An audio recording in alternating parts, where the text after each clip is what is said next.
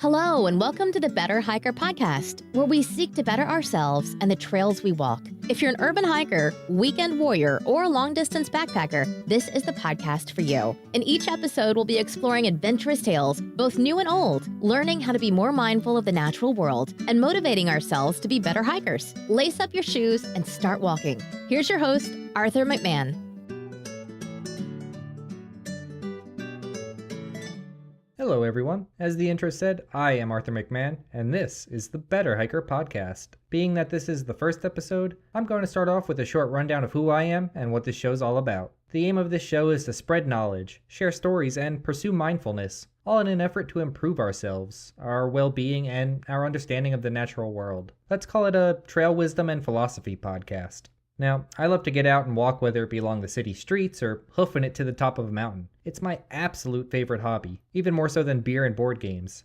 I think walking is the best medicine for the modern stressed, depressed, or downright bored mind. I've been a hiker all my life, but my passion for trails and walking and the outdoor community really kicked into gear after I thru-hiked the Pacific Crest Trail in 2015. The people I met on that trail were some of the most amazing individuals I've ever encountered. I learned a lot about humanity on that adventure, about the kindness of trail angels, the resourcefulness of determined souls, the hidden strength within all of us. It shifted my perspective on life and even changed some of my priorities a bit. Now, I'm not a perfect person, despite what my mother would tell you. I want to be better, and that's why I decided to create this show. I want to better understand the trails I walk and the work that goes into maintaining them. I want to know the history of backpacking and mountaineering, the philosophies of the women and men who advocate for access to public lands, the mess of sciences and arts and politics behind trail building and conservation, and the list just goes on and on and on. Most of all, I want to share this with you and all the other hikers out there who care or want to care about the world outside their front door. And while this show will focus on bettering ourselves and our understanding of the natural world, we're also going to allow ourselves to get lost in thought. So, what does that mean? Well, while I appreciate all the informative and motivational podcasts out there, one thing that irks me is that they all constantly bombard my mind with information without ever giving me a chance to think about what is being said. After an hour-long lecture, I can hardly remember any of the interesting points that were made. As your host, I'm going to do my best to maintain your interest with my enthralling sarcasm and wit. But trust me, breaks are a good thing. In life, we take breaks from work and from play. It's part of being human. So while I go about exploring the beliefs and motivations of some of the greatest minds that have ever lived, we're going to take some nice musical breaks to give you a chance to absorb the information, or just to give you a second to daydream. These breaks will also allow you time to focus on and appreciate your surroundings. It doesn't matter if you're walking through your neighborhood park or along a backcountry trail. Wherever you are, I want to give you the opportunity to be mindful of it, to relate the show's content to the moment you're living. And since we've got the word hiker in our show's title, we should probably start talking about something to do with hiking. I could think of no better way to kick off the Better Hiker podcast than getting to know Mr. OG Mountain Man himself, John Muir.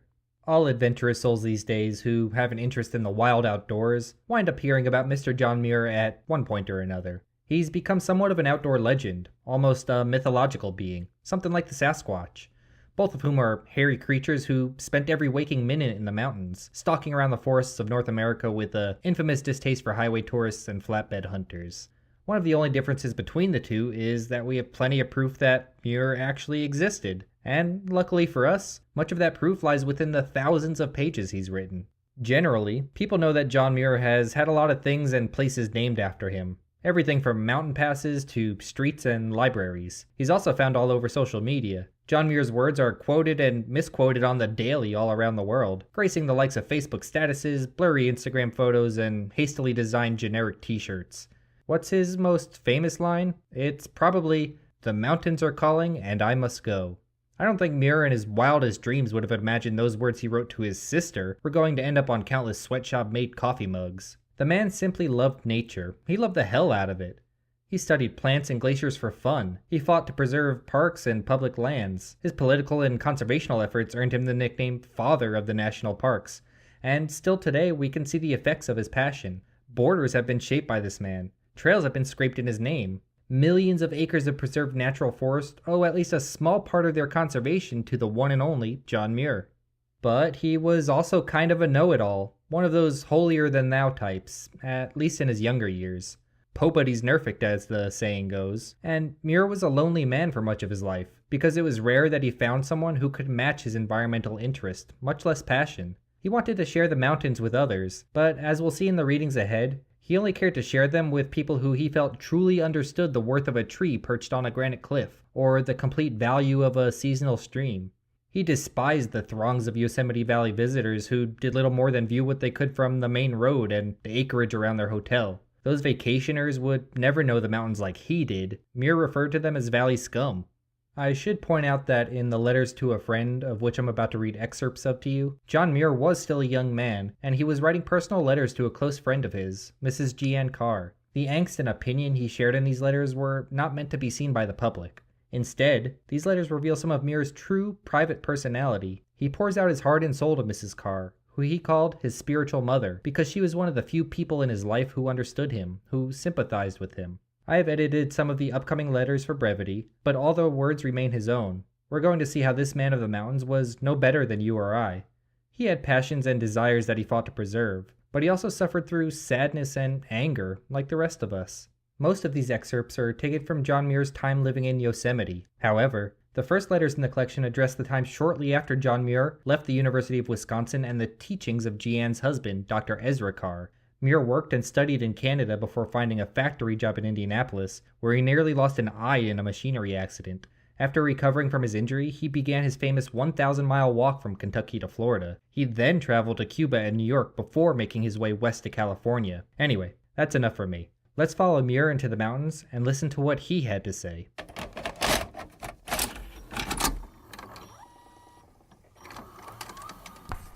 April 3rd, 1867. You have, of course, heard of my calamity.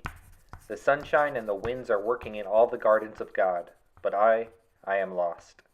I am shut in darkness. My hard, toil-tempered muscles have disappeared, and I am feeble and tremulous as an ever-sick woman. My friends here are kind beyond what I can tell, and do so much to shorten my immense blank days. I send no apology for so doleful a note because I feel, Mrs. Carr, that you will appreciate my feelings. April 6th, 1867. I cannot tell you, Mrs. Carr, how much I appreciate your sympathy and all of these kind thoughts of cheer and substantial consolation which you have stored for me in this letter. I am much better than when I wrote you, can now sit up about all day, and in a room partly lighted. Your doctor says the aqueous humor may be restored. How? By nature or by art? The eye is pierced just where the cornea meets the sclerotic coating.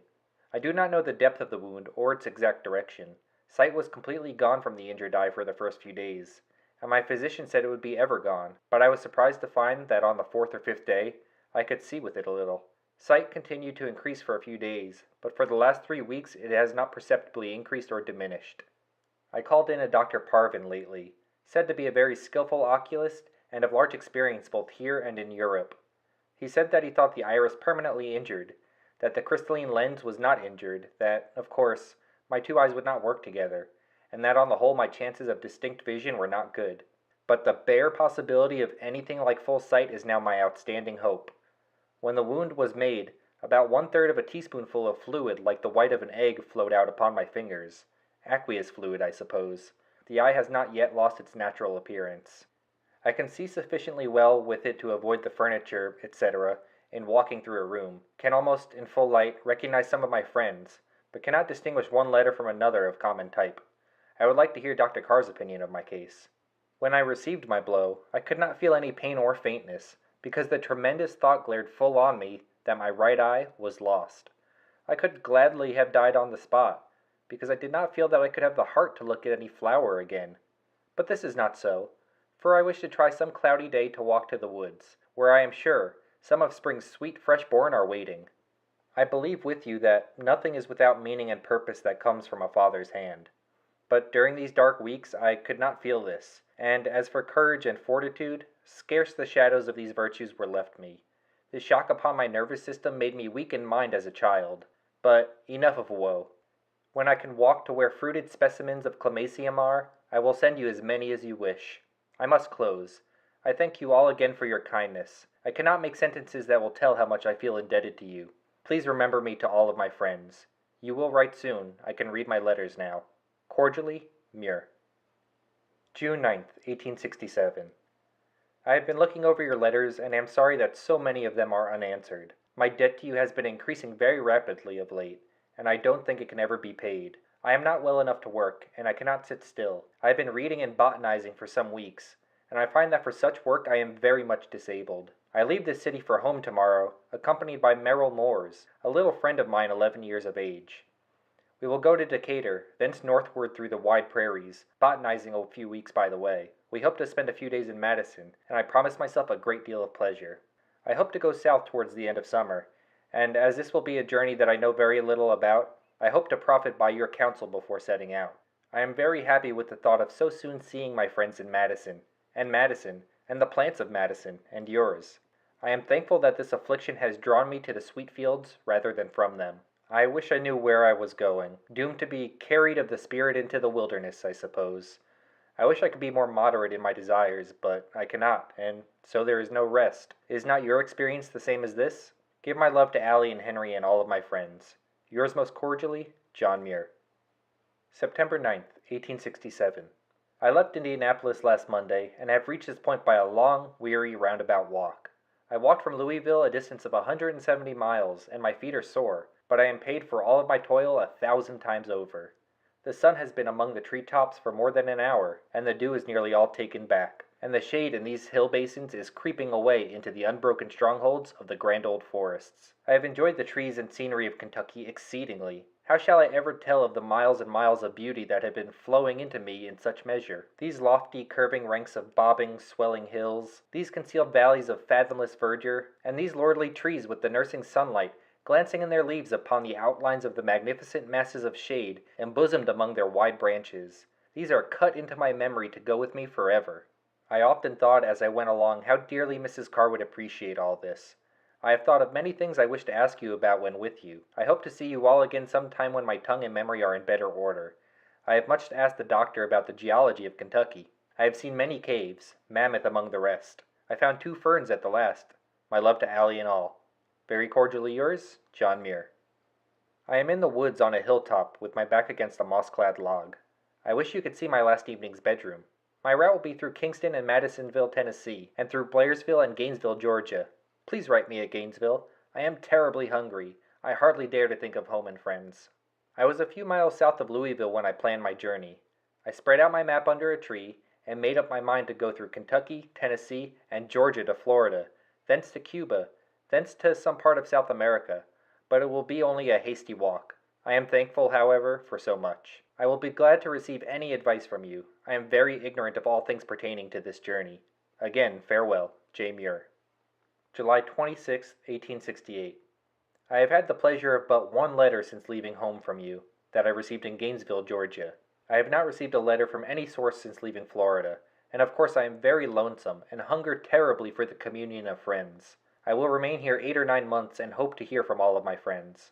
Fate and flowers have carried me to California, and I have reveled and luxuriated amid its plants and mountains for nearly 4 months. I am well again. I came to life in the cool winds and crystal waters of the mountains, and were it not for a thought now and then of loneliness and isolation, the pleasure of my existence would be complete. I have forgotten whether I wrote you from Cuba or not. I spent 4 happy weeks there in January and February. I saw only very little of the grandeur of Panama, for my health was still in wreck, and I did not venture to wait the arrival of another steamer. I had but half a day to collect specimens. The Isthmus train rushed on with camel speed through the gorgeous Eden of vines and palms, and I could only gaze from the car platform and weep and pray that the Lord would some day give me strength to see it better. After a delightful sail among the scenery of the sea, I arrived in San Francisco in April, and struck out at once into the country. I followed the Diablo foothills along the San Jose Valley to Gilroy, thence over the Diablo Mountains to the valley of the San Joaquin by the Pacific Pass, thence down the valley opposite the mouth of the Merced River, thence across the San Joaquin, and up into the Sierra Nevada to the mammoth trees of Mariposa and the glorious Yosemite, thence down the Merced to this place.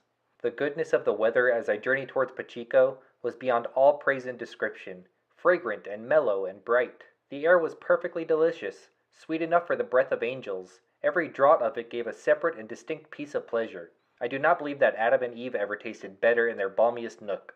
The last of the Coast Range foothills were in near view all the way to Gilroy. Their union with the valley is by curves and slopes of inimitable beauty, and they were robed with the greenest grass and richest light I ever beheld, and colored and shaded with millions of flowers of every hue, chiefly of purple and golden yellow, and hundreds of crystal rills joined songs with the larks, filling all the valley with music like a sea, making it an Eden from end to end.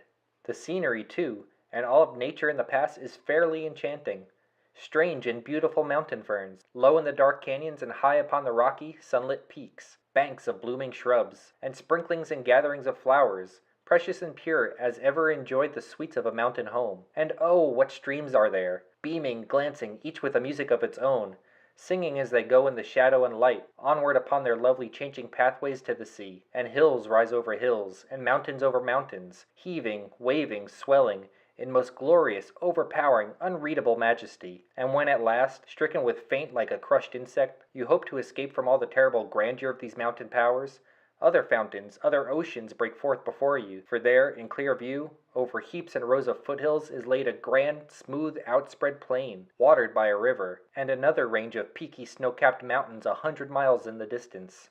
That plain is the valley of the San Joaquin, and those mountains are the great Sierra Nevadas.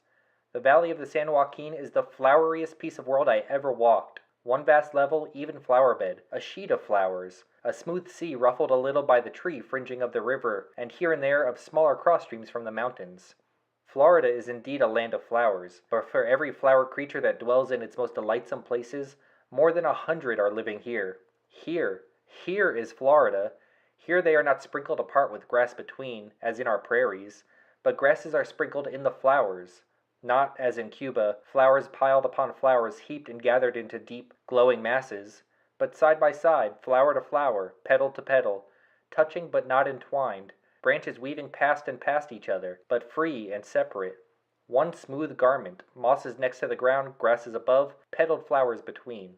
Before studying the flowers of this valley, and their sky and all the furniture and sounds and adornments of their home, one can scarce believe that their vast assemblies are permanent, but rather that, actuated by some plant purpose, they have convened from every plain, and mountain, and meadow of their kingdom, and that the different coloring of patches, acres, and miles mark the bounds of the various tribe and family encampments. The yellow of these compositae is extremely deep and rich and bossy, as though the sun had filled their petals with a portion of its very self. It exceeds the purple of all the others in a superficial quantity, 40 or 50 times their whole amount. But to an observer who first looked downward, and then takes a more distant view, the yellow gradually fades, and purple predominates because nearly all of the purple flowers are higher. In depth, the purple stratum is about 10 or 12 inches, the yellow 7 or 8, and second purple of moss is 1. I'm sorry, my page is done. I have not told anything. I thought of you, Mrs. Carr, when I was in the glorious Yosemite. It is by far the grandest of all the special temples of nature I was ever permitted to enter. It must be the sanctum sanctorum of the Sierras, and I trust that you will all be led to it. Adieu, J. Muir.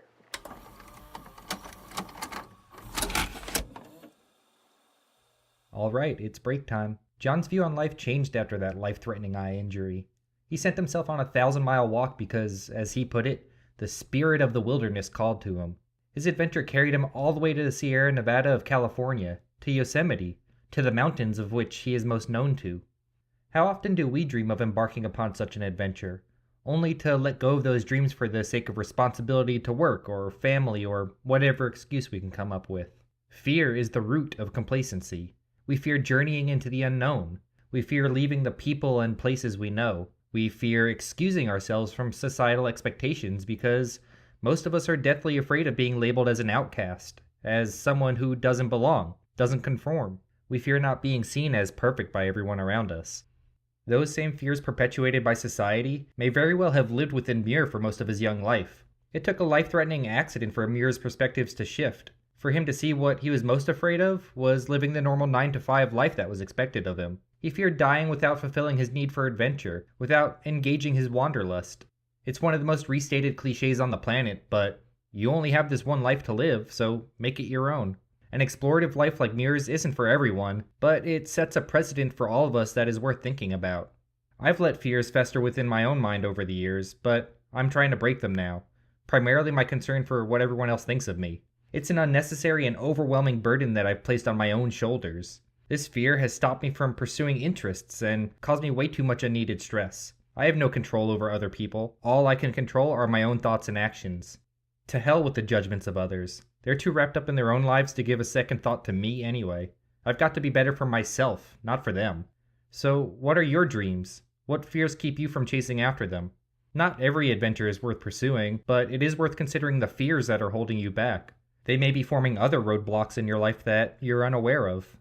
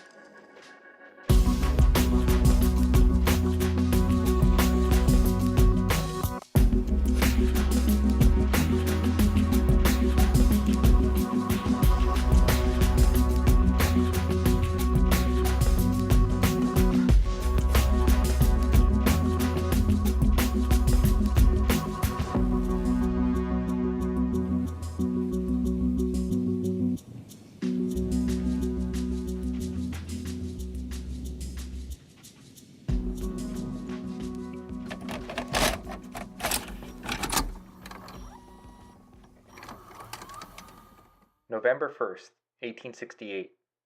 I was extremely glad to receive yet one more of your ever-welcome letters. It found me 2 weeks ago.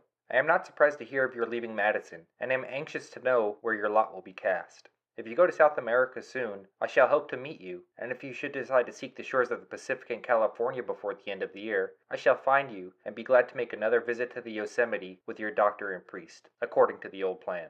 I know the way up the rocks of the falls, and I know too the abode of many a precious mountain fern.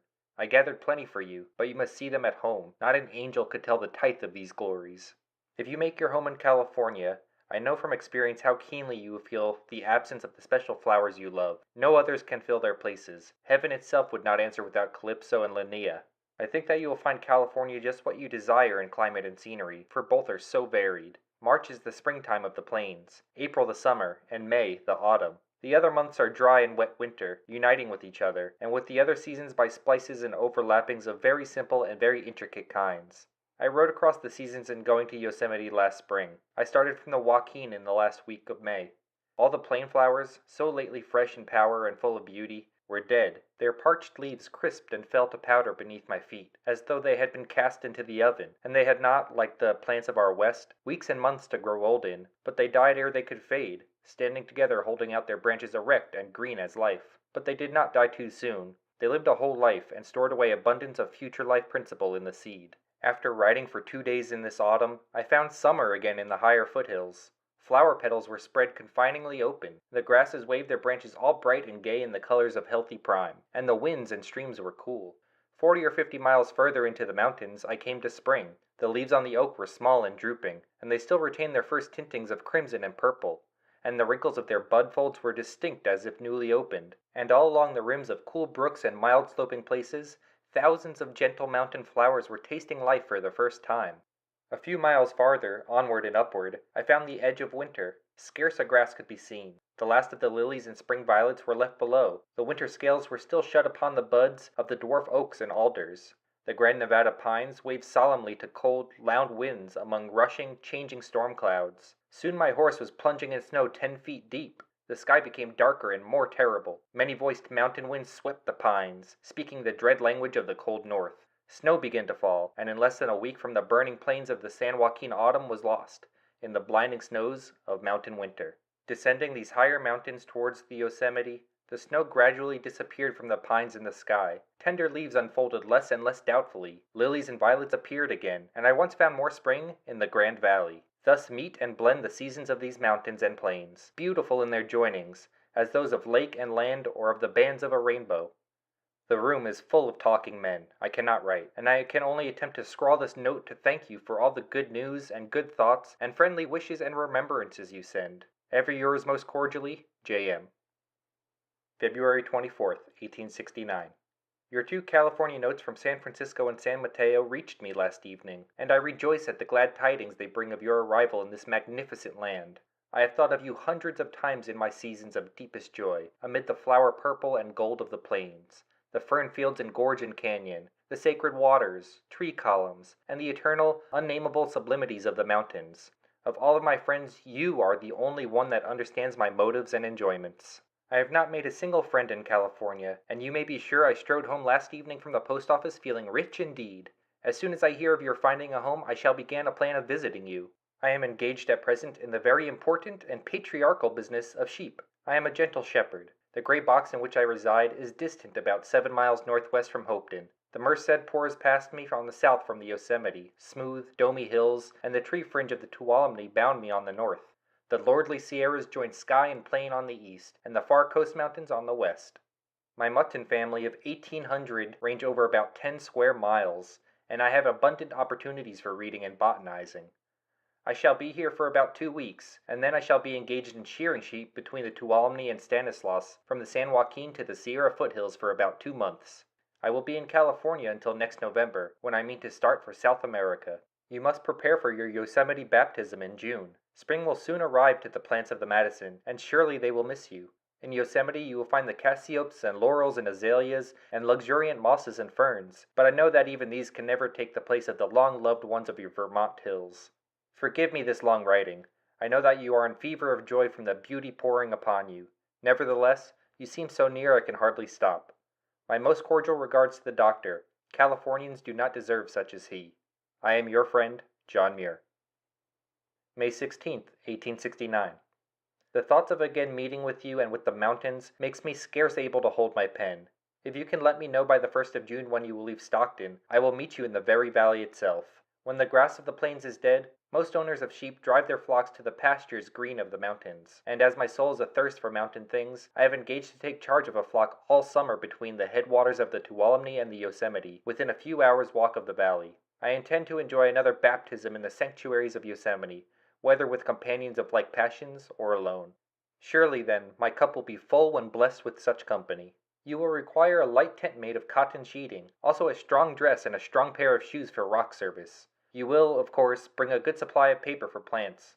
I suppose, too, that you will bring a supply of drawing material, but I hardly think that drawing will be done. People admitted to heaven would most likely wonder and adore for at least 2 weeks before sketching its scenery, and I don't think that you will sketch Yosemite any sooner. Here is, I think, a fair estimate of the cost of the round trip from Stockton, allowing, say, 10 days from time of departure from Mariposa till arrival at Same Point. Stage fare and way expenses to and from Mariposa, say, $40. Saddle horse, $20. Provisions, cooking, utensils, $15. Total direct expense for one person, $75. Each additional day spent in the valley would cost another $3. If you and all the members of your company are good riders, and you could purchase horses at a reasonable rate from San Jose or Gilroy, you could cross the Coast Range via Panchillo Pass or Livermore Valley, thence direct to Yosemite across the Joaquin and up the Merced, passing through Hopeton and Snellings. This kind of trip would be less costly, and you would enjoy it, but unless your company was all composed of the same kind of material, it would not answer. I hope the doctor will come too. I want to see him and ask him a great many questions. There is a kind of hotel in the valley, but it is incomparably better to choose your own camp among the rocks and waterfalls. The time of highest water in the valley varies very much in different seasons, and at any rate, there will be 1,000 times more of grandeur than any person can absorb. When you arrive in the valley, please register your name at Mr. Hutchings' hotel. I will do the same. I bid you goodbye, thanking the Lord for the hope of seeing you, and for his goodness to you in turning your face towards his most holy mansion of the mountains. July 11th, 1869. I need not try to tell you how sorely I am pained by this bitter disappointment. Your Mariposa note of June 22nd did not reach Black's until July 3rd, and I did not receive it until the 6th. I met a shepherd a few miles from here yesterday who told me that a letter from Yosemite was for me at Harding's Mills. I have not yet received it. No dependence can be placed upon the motions of letters in the mountains, and I fear this result on my not receiving anything definite concerning your time of leaving Stockton before I left the plains. I wish now that I had not been entangled with sheep at all, but that I had remained among the post offices and joined your party at Snellings. Thus far, all of my deepest, purest enjoyments have been taken in solitude, and the fate seems hard that has hindered me from sharing Yosemite with you. I must say good night, while bonds of nature's sweetest influences are about me in these sacred mountain halls, and I know that every chord of your being has throbbed and tingled with the same mysterious powers when you were here. Farewell. I am glad to know that you have been allowed to bathe your existence in God's glorious Sierra Nevadas, and sorry that I could not meet you. John Muir. November 15th, 1869. I thank you most heartily for the very kind invitation you send me. I could enjoy a blink of rest in your new home with a relish that only those can know who have suffered solitary banishment for so many years. But I must return to the mountains, to Yosemite. I am told that the winter storms there will not be easily borne, but I am bewitched, enchanted, and tomorrow I must start for the great temple to listen to the winter songs and sermons preached and sung only there. The plains here are green already, and the upper mountains have the pearly whiteness of their first snows. Farewell. I will bring you some cones in the spring. I hope that you enjoy your labor in your new sphere. Yours most cordially, John Muir. April 5th, 1870. I wish you were here today, for our rocks again are decked with deep snow.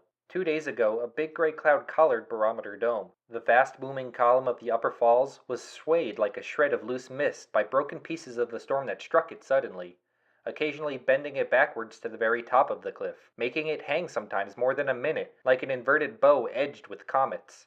A cloud upon the dome, and these ever-varying rockings and bendings of the falls, are sure storm signs, but yesterday morning's sky was clear, and the sun poured the usual quantity of the balmiest spring sunshine into the blue ether of our valley gulf. But ere long ragged lumps of cloud began to appear all along the valley rim, coming gradually into closer ranks, and rising higher like rock additions to the walls. From the top of these cloud banks, fleecy fingers arched out from both sides and met over the middle of the meadows, gradually thickening and blackening, until at night big, confident snowflakes began to fall. We thought the last of the snow harvest had been withered and reaped long ago by the glowing sun, for the bluebirds and robins sang spring, and so also did the bland, unsteady winds, and the brown meadow opposite the house was spotted here and there with blue violets. Carrick spikes were shooting up through the dead leaves, and the cherry and briar rose were unfolding their leaves, and besides these spring wrote many a sweet mark and word that I cannot tell, but snow fell all the hours of today in cold winter earnest, and now at evening they rest upon rocks, trees, and weeds, as full and ripe a harvest as snowflowers I ever beheld in the stormiest, most opaque days of midwinter. April 13th, 1870. About 12 inches of snow fell in the last snowstorm. It disappeared as suddenly as it came, snatched away hastily almost before it had time to melt, as if a mistake had been made in allowing it to come here at all. Thus do winter and spring leap into the valley by turns, each remaining long enough to form a small season or climate of its own, or going and coming squarely in a single day. It is seldom that any long transition slant exists between dark and bright days in this narrow world of rocks. I know that you are enchanted with the April loveliness of your new home. You enjoy the most precious kind of sunshine, and by this time flower patches cover the hills about Oakland like colored clouds. I would like to visit these broad outspread blotches of social flowers that are so characteristic of your hills, but far rather would I see and feel the flowers that are now at Fountain Lake and the lakes of Madison. Your squirrel is very happy. She is a rare creature. I hope to see you and the doctor soon in the valley. I have a great deal to say to you which I will not write. Remember me most cordially to the doctor and to Allie and all the boys. I am much obliged to you for all those botanical notes, and I am ever most cordially yours, John Muir. May 17th, 1870.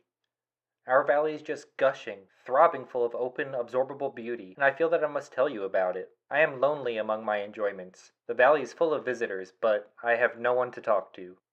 The season that is with us now is about what corresponds to a full-fledged spring in Wisconsin. The oaks are in full leaf, and have shoots long enough to bend over and move in the wind. The good old bracken is waist high already, and almost all of the rock ferns have had their outmost fronds unrolled. Spring is in full power and is steadily reaching higher like a shadow, and will soon reach the topmost horizon of rocks. The buds of the poplar opened on the 19th of the last month, those of the oaks on the 24th. There is at least 10 times the amount of water in the valley than there was when you were here. In crossing the valley, we had to sail in a boat. The river paid but little attention to its banks, flowing over the meadow in great river-like sheets. But last Sunday, the 15th, was a dark day. The rich streams of heat and light were withheld. The thermometer fell suddenly to 35 degrees, and down among the verdant banks of new leaves and groves of ferns and thick settlements of confident flowers came heavy snow in big, blinding flakes, coming down with steady gait and taking their places gracefully upon shrinking leaves and petals, as if they were doing exactly right. The whole day was snowy and stormy like a piece of early winter. Snow also fell on the 16th. A good many of the ferns and delicate flowers were killed. There are about 50 visitors in the valley at present. When are you and the doctor coming? Mr. Hutchings has not returned from Washington, and so I will be here all summer. I have not heard from you since January. Did you see the gold of the Joaquin Plains this spring? There is a later gold in October which you must see. Most cordially yours, John Muir. May 29th, 1870.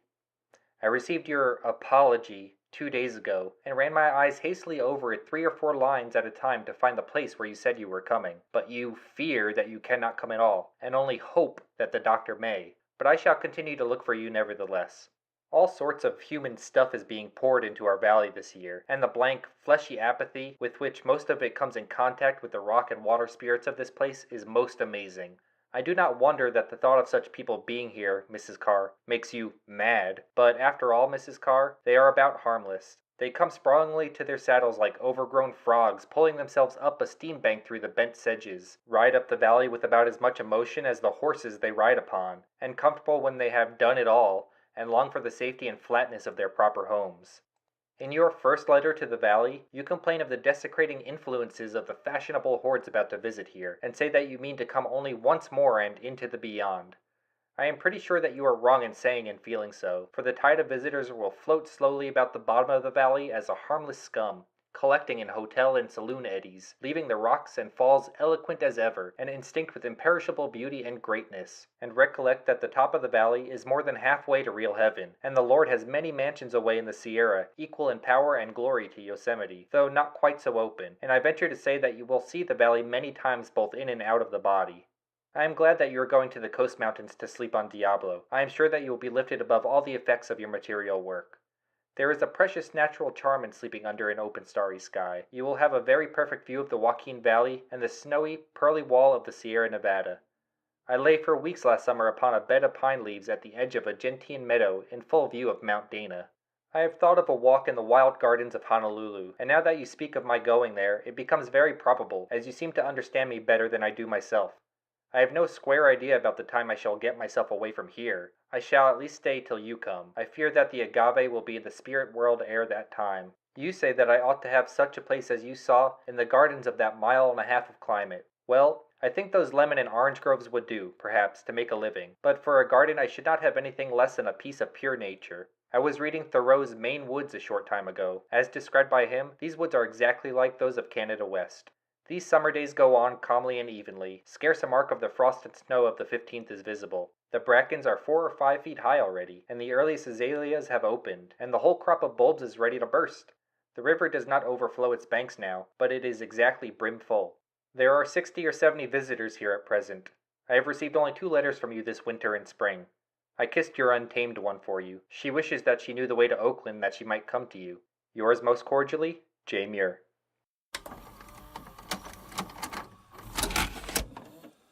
Give me a break. Give me a break. I need a break from Muir right now.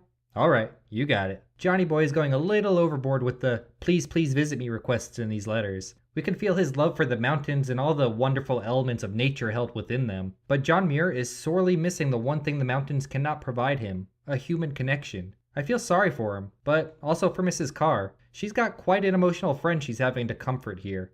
Apparently the other valley residents and visitors don't offer Muir much in the way of companionship, not of the same ilk of intelligence and passion that he thinks so highly of in Mrs. Carr, at least. An ancient Greek philosopher by the name of Plotinus believed that nothing was inherently evil, only that it lacked good.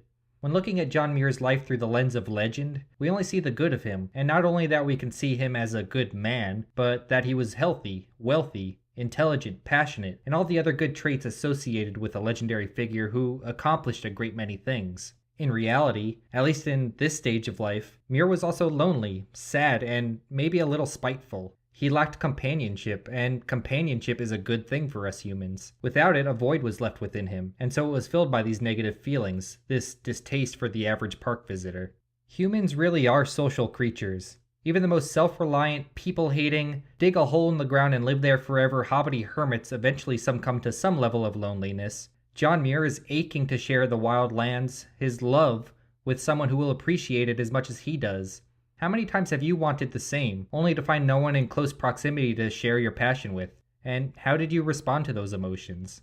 What good is missing from your life? And can you find a way to replace it with more good rather than evil?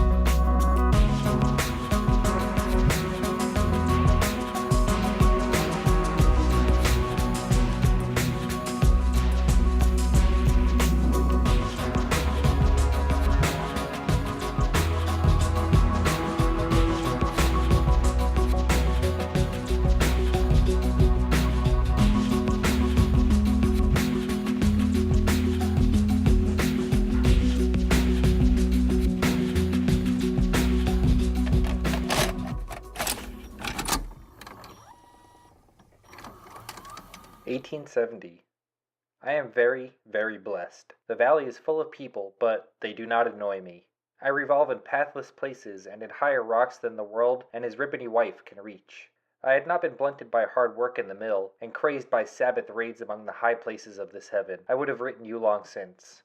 I have spent every Sabbath for the last 2 months in the spirit world, screaming among the peaks and outside meadows like a Negro Methodist in revival time. And I am rich, rich beyond measure, not in rectangular blocks of sifted knowledge, or in thin sheets of beauty hung picture-like about the walls of memory, but in unselected atmospheres of terrestrial glory, diffused evenly throughout my whole substance.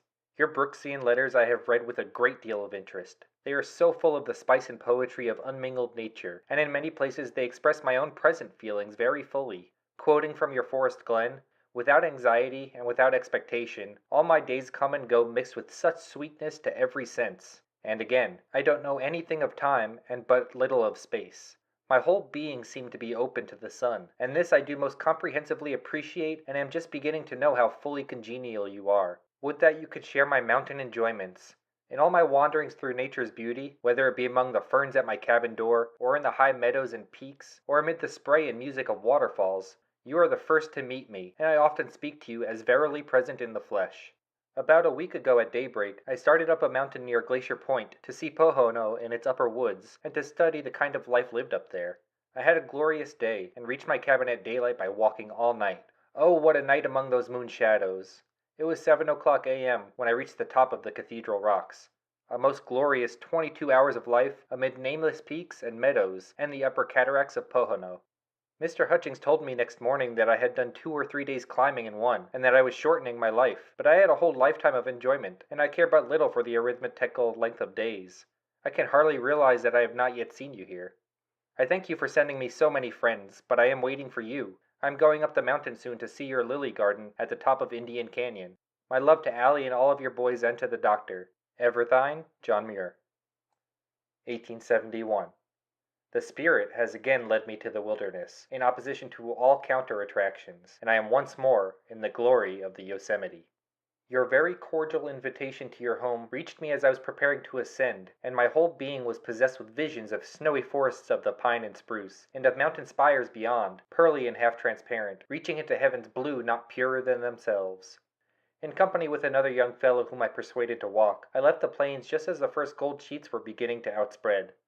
I lost a week's sleep by the pain of a sore hand, and I became unconfident in my strength when measured against weeks of wading in snow up to my neck. Therefore I reluctantly concluded to push directly for the valley. Our journey was just a week in length, including one day at rest at Crane's Flat Cabin. Some of our nights were cold, and we were hungry once or twice. We crossed the snow line of the flank at Pilot Peak Ridge, 6 or 8 miles below Crane's Flat. I wish that you could have seen the edge of the snow cloud which hovered, oh so soothingly, down to the Pilot Peak brows, discharging its heaven-begotten snows with such unmistakable gentleness, and moving perhaps with conscious love from pine to pine, as if bestowing separate and independent blessings upon each.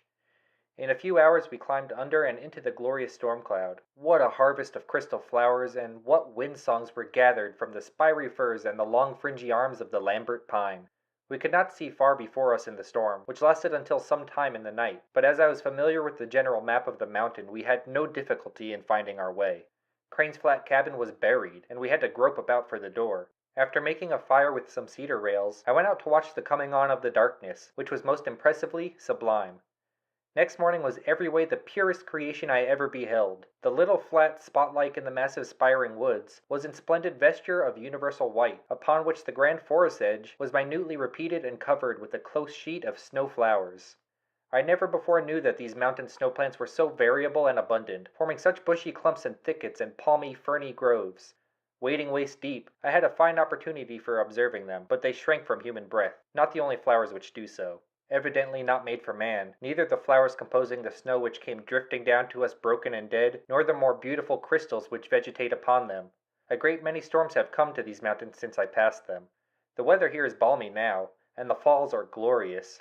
3 weeks ago the thermometer at sunrise stood at 12 degrees. I have repaired the mill and dam, and the stream is no longer in danger of drying up, and is more dammed than ever. Mrs. Carr, you must see the upper mountains and meadows back of Yosemite. You have seen nothing yet, and I will guide you a whole summer if you wish. I am very happy here and cannot break for the Andes just yet. Squirrel is at my knee. She says, "Tell Mrs. Carr to come here tomorrow, and tell her to bring her little boy when she comes. If you will come," she says, "that she will guide you to the falls and give you lots of flowers." I have been nearly blind since I crossed the snow. Yours most cordially, J.M. I was so stunned and dazed by your last that I have not been able to write anything. I was sure that you were coming, and you cannot come. And Mr. King, the artist, left me the other day, and I am done with Hutchings, and I am lonely. Well, it must be wait, for although there is no common human reason why I should not see you and civilization in Oakland, I cannot escape from the power of the mountains. I expect to be entirely alone in these mountain walks, but I will cheerfully pay the price of friendship and all besides. The purples and yellows begin to come in the green of our groves, and the rocks have the autumn haze, and the water songs are at their lowest hushings. I will go above these brooding days to higher, brighter mountains. Farewell. Cordially ever yours, John Muir. September 8th, 1871. I am sorry that King made you uneasy about me. He does not understand me as you do, and you must not heed him so much. He thinks that I am melancholy, and above all that I require polishing. I feel sure that if you were here to see how happy I am, and how ardently I am seeking a knowledge of the rocks, you could not call me away, but would gladly let me go with only God and his written rocks to guide me. You would not think of calling me to make machines or a home, or of rubbing me against other minds, or of setting me up for measurement. No, dear friend, you would say, keep your mind untrammeled and pure, go unfrictioned, unmeasured, and God give you the true meaning and interpretation of his mountains. You know that for the last 3 years I have been ploddingly making observations about this valley, and the high mountain region to the east of it, drifting broodingly about, and taking in every natural lesson that I was fitted to absorb. In particular, the great valley has always kept a place in my mind.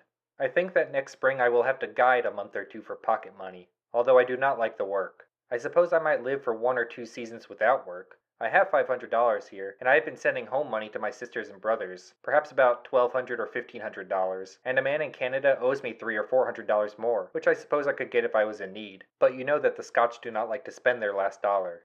Some of my friends are badgering me to write for some of the magazines, and I am almost tempted to try it, only I am afraid that this would distract my mind from the work, more than the distasteful and depressing labor of the mill or of guiding. What do you think about it? Suppose I should give some of the journals my first thoughts about the glacier work as I go along and afterwards gather them, and press them for the Boston Wise? Or will it be better to hold work and say it all out of breath? You see how practical I have become, and how fully I have burdened you with my little affairs. Perhaps you will ask, what plan are you going to pursue in your work? Well, here it is, the only book I have ever invented. First I will describe each glacier with its tributaries separately, then describe the rocks and hills and mountains over which they have flowed, or past which they have flowed, endeavoring to prove that all the various forms which those rocks now have are the necessary result of the ice action in connection with their structure and cleavage, etc. Also the different kinds of canyons and lake basins and meadows which they may have. The bread question is very troublesome. I will eat anything you think will suit me. My love to all, and more thanks than I can write for your constant kindness. February 13th, 1872. I sympathize with your face and your great sorrows, but you will bathe in the fountain of light, life, and love of our mountains and be healed. And here I wish to say, that when you and Al and the doctor come, I wish to be completely free. Therefore let me know that you will certainly come and when. I will gladly cut off a slice of my season's time however thick, the thicker the better, and lay it aside for you. I am in the habit of asking so many to come to the mountain baptisms that there is danger of having others on my hands when you come, which must not be. I will mark off 1 or 2 or 3 months of bare, duteless time for our blessed selves or of the few good and loyal ones that you may choose. Therefore, at the expense of even breaking a dozen of civilization's laws and fences, I want you to come. For the High Sierra, the months of July, August, and September are the best. I feel my poverty in general knowledge, and will travel some day. You need not think that I feel Yosemite to be all in all, but more of this when you come.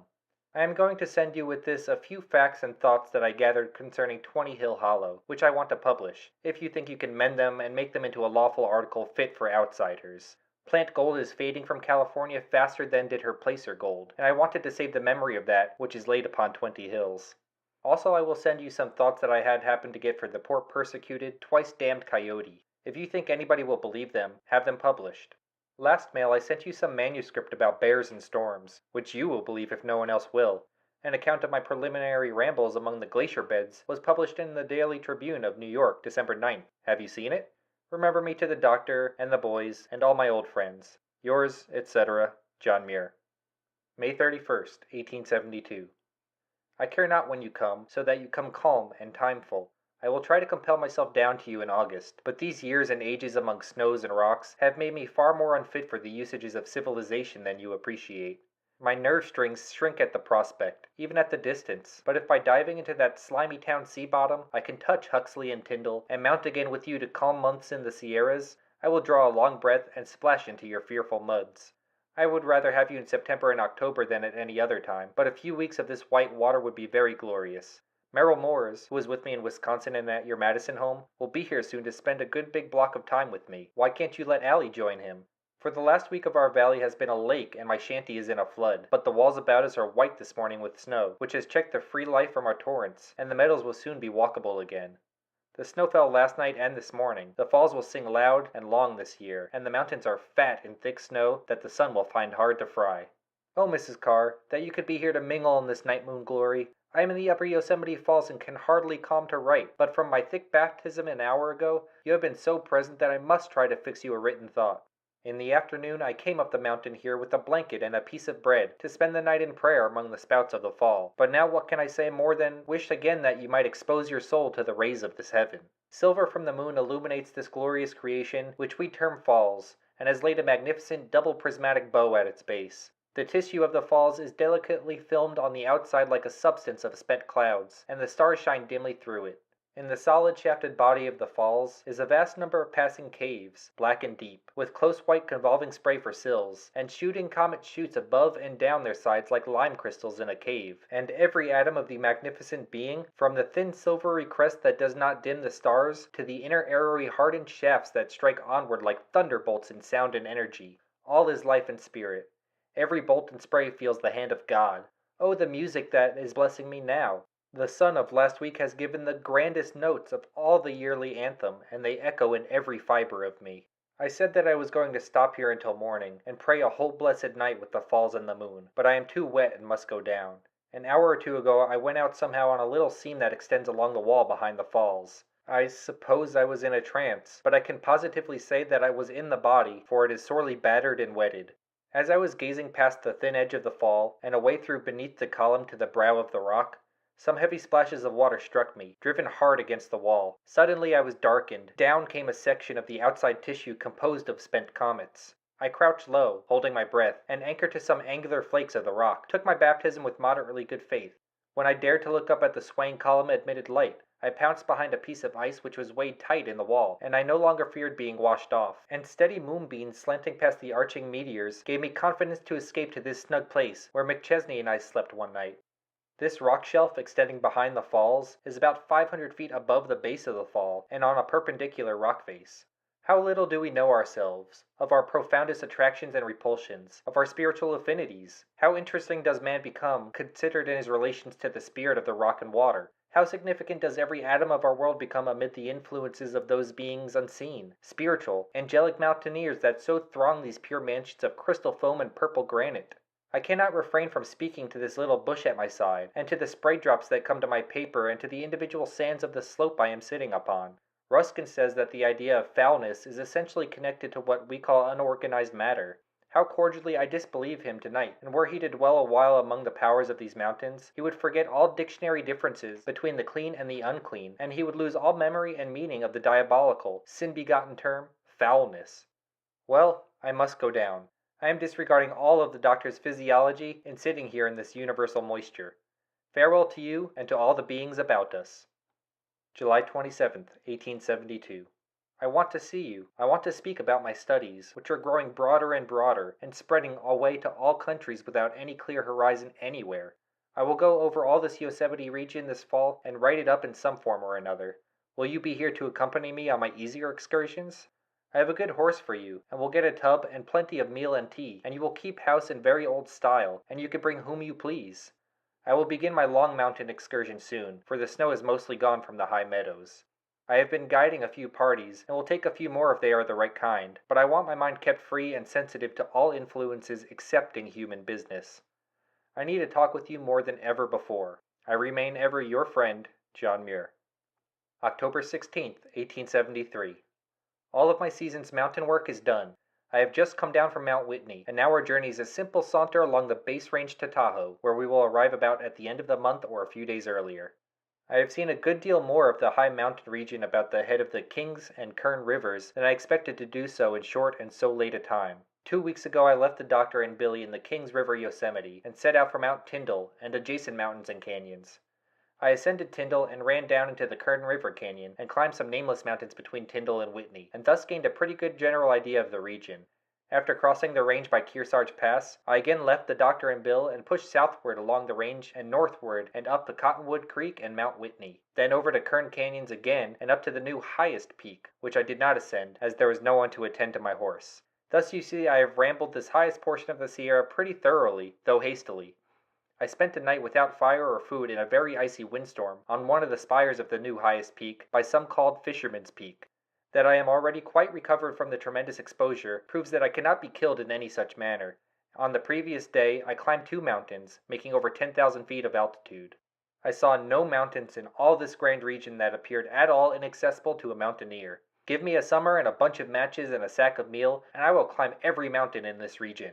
I have passed through Lone Pine. I got back from Whitney this p.m. How I shall sleep! My life rose wave-like with those lofty granite waves. Now it may wearily float for a time along the smooth, flowery plain. It seems that this new Fisherman's Peak is causing some stir in the newspapers. If I feel rightful, I will send you a sketch of the region. Ever cordially yours, John Muir. October 7th, 1874.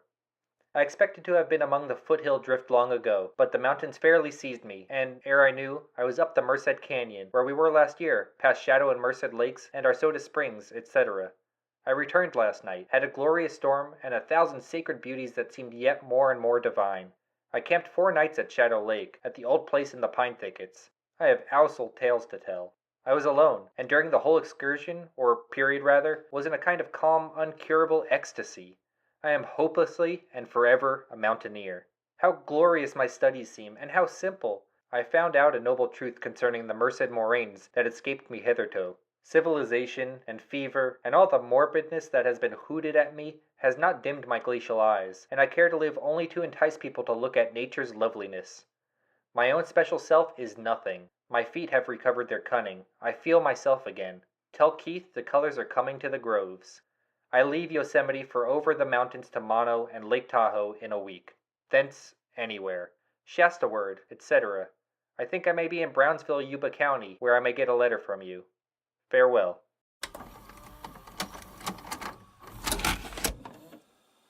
Well, would you look at that? It seems as if John Muir did finally find some friends to enjoy the Sierra Nevada with, and he also came to terms with his loneliness. This last round of letters showed a rejuvenated man. In companionship, he found happiness equal to his first journey into the breathtaking mountains of Eastern California.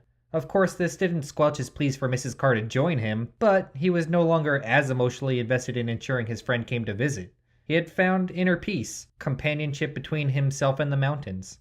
This has been but a slice of John Muir's legacy. By no means do these letters define the man wholly and completely, but they give us a look into how he became the legendary figure we know him as. During these years in the Sierra Nevada, Muir actively continued learning the hows and whys of the natural world. His studies blossomed into a writing career that was just as scientific and informative as it was passionate and poetic. Most importantly, to me at least, is that these letters display the life of a man, a human, who is no more perfect than you or I. Perfection doesn't exist, at least not in humans. The Stoic school of philosophy suggests that the ultimate goal of life is to live in agreement with nature, to act like the rational human being that you are. To do this, you must act virtuously, and to act virtuously, all you need to do is what is right. Our fear of not being perfect, or of not being considered perfect by others, is nothing more than vanity. It's just silly. It stops us from following our passions. So if we can't be perfect, then the best we can do is to be better. That's what the Better Hiker podcast is all about. We will examine the stories and experiences of great people like John Muir, and together we will become wiser and more courageous. We will learn new skills. We will find new passions. Muir had his flaws, yet he followed his passions, which led to personal happiness. They led him to tackle world-changing accomplishments. They led him to tell stories and create essays that still inspire people today. And who cares if his words are taken out of context and plastered all over Facebook, as long as they continue to inspire, to be a force of good and positivity. You can do the same. You can be inspired and be the inspiration. Hey, if you're outside walking or jogging right now, I bet $5 that you're motivating somebody else at this very moment. Could be a coworker, your spouse, or maybe just the guy across the street who's slurping down a Slurpee. Continue being you, and continue pursuing your passions, questioning your fears. Strive to be better, to be smarter, to be kinder. You have an effect on everyone you meet. Alright, let's wrap this thing up. If you want to read more of these John Muir letters in full, you can visit Project Gutenberg at gutenberg.org. It's an extremely valuable resource chock full of ebooks and audiobooks that are completely free for public use. If you find Project Gutenberg a valuable source of information, be sure to leave them a donation if you can. If you like this episode of the Better Hiker podcast, please subscribe and leave a review on iTunes so that more people can find the show. I'd also like to hear from you. Let me know what you think of the first episode. Let me know what topics or individuals you'd like to hear about. You can head on over to betterhiker.com for more information, or just reach out to me on social media at Better Hiker on Twitter, Facebook, and Instagram.